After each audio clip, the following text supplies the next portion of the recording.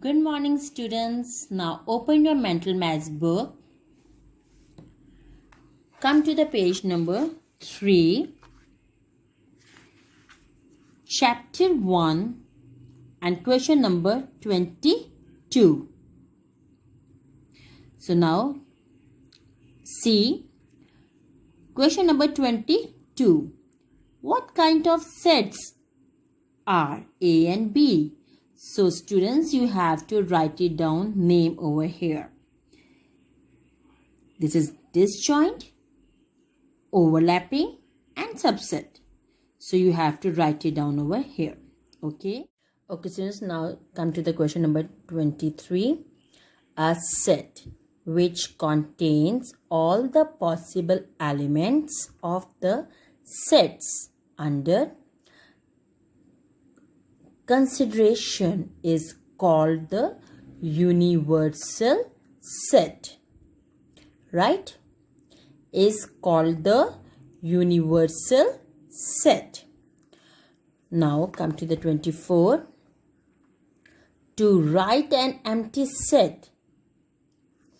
To write an empty set, we use the symbol this. Now you can see the symbol.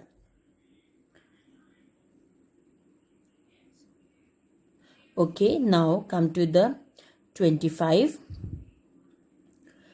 The complement of a set A can be written as a complement. Now you can see I have written for you. Okay, now 26. B difference A is represented by B minus A. Now in the next you have to write it down definition. Define set. So student, write it down, definition of set here. Write set of integers. Now what is integers? The whole numbers 0, 1, 2, 3 together with the negative numbers. -1, -2, -3, -4 are called integers. Okay students. Now next 29. Define universal set. So write it down, definition of universal set. Set of prime numbers. Set of prime numbers. A number having exactly two factors, 1 and the number itself, is called the prime numbers. Okay. So now set of composite numbers. The numbers having more than two factors are called composite numbers. Now you can see I have written for you prime numbers, set of prime numbers and set of composite numbers. Okay. Now define complement of a set. So write it down, definition over here. Define disjoint sets. Define overlapping sets.